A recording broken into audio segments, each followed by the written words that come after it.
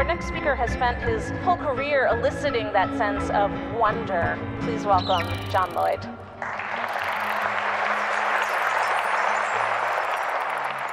The question is, what is invisible? There's more of it than you think, actually. Everything, I would say, everything that matters, except everything, and except matter. We can see matter, but we can't see what's the matter. We can see the stars and the planets, but we can't see what holds them apart, or what draws them together. With matter, as with people, we see only the skin of things. We can't see into the engine room. We can't see what makes people tick, at least not without difficulty, and the closer we look at anything, the more it disappears.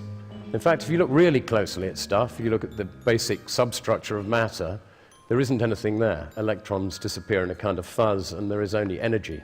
One of the interesting things about invisibility is that things that we can't see, we also can't understand.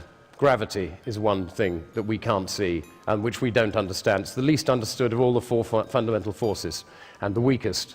And nobody really knows what it is or why it's there. For what it's worth, Sir Isaac Newton, the greatest scientist who ever lived, he thought Jesus came to Earth specifically to operate the levers of gravity. That's what he thought he was there for.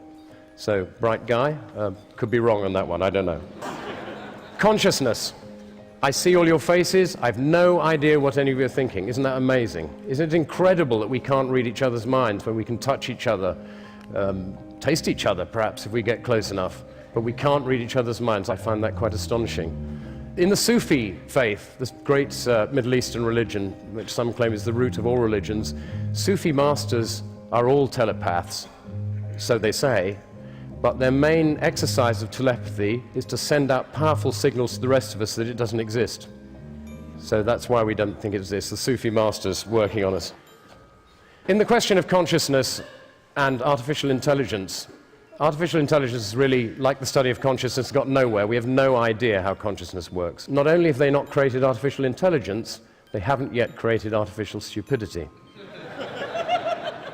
The laws of physics, invisible, eternal, omnipresent, all-powerful, remind you of anyone? Interesting.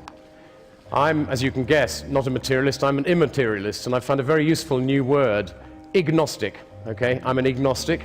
I refuse to be drawn on the question of whether God exists until somebody properly defines the terms. Another thing we can't see is the human genome. And this is increasingly peculiar because about 20 years ago, when they started delving into the genome, they thought it would probably contain around 100,000 genes. Every year since, it's been revised downwards. We now think there are likely to be only just over 20,000 genes in the human genome.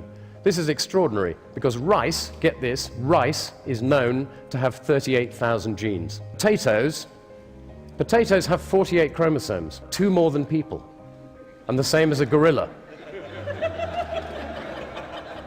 You can't see these things, but they are very strange. The stars by day, I always think that's fascinating. The universe disappears. The more light there is, the less you can see. Time. Nobody can see time. I don't know if you know this, modern physicists, there's a big movement in modern physics to decide that time doesn't really exist because it's too inconvenient for the figures.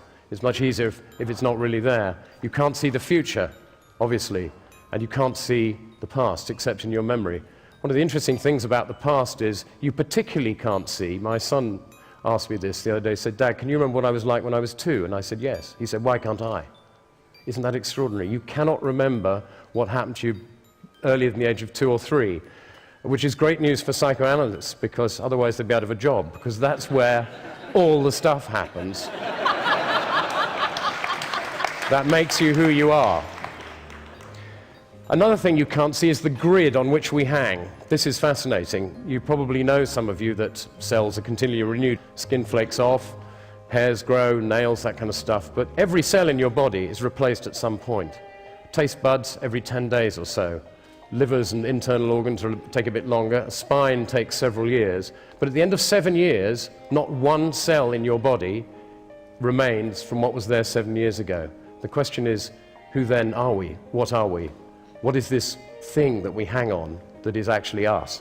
Atoms, can't see them. Nobody ever will. Smaller than the wavelength of light. Gas, can't see that. Interesting, somebody mentioned 1600 recently. Gas was invented in 1600 by a Dutch chemist called Van Helmont. And it's said to be the most successful ever invention of a word by a known individual. Quite good. He also invented a word called blas, for meaning astral radiation. Didn't catch on, unfortunately. But well done him. Light. You can't see light. When it's dark in a vacuum, if a person shines a beam of light straight across your eyes, you won't see it. It's slightly technical. Some physicists will disagree with this, but it's odd that you can't see the beam of light. You can only see what it hits. Electricity, you can't see that. Don't let anyone tell you they understand electricity. They don't. Nobody knows what it is. You probably think the electrons in an electric wire move instantaneously down a wire, don't you, at the speed of light when you turn the light on? They don't. Electrons bumble down the wire about the speed of spreading honey, they say. Galaxies, 100 billion of them estimated in the universe. 100 billion. How many can we see? 5. 5 out of the 100 billion galaxies with the naked eye, and one of them is quite difficult to see unless you've got very good eyesight. Radio waves, there's another thing. Heinrich Hertz, when he discovered radio waves in 1887, he called them radio waves because they radiated. Somebody said to him, well, what's the point of these, Heinrich? What's the point of these radio waves that you've found? And he said, well, I've no idea, but I guess somebody will find a use for them someday. The biggest thing that's invisible to us is what we don't know. It is incredible how little we know. Thomas Edison once said, we don't know 1% of 1 millionth about anything. And I've come to the conclusion, because you asked this other question, what's another thing we can't see? The point, most of us. What's the point? The point, what I've got it down to is there are only 2 questions really worth asking. Why are we here? And what should we do about it while we are?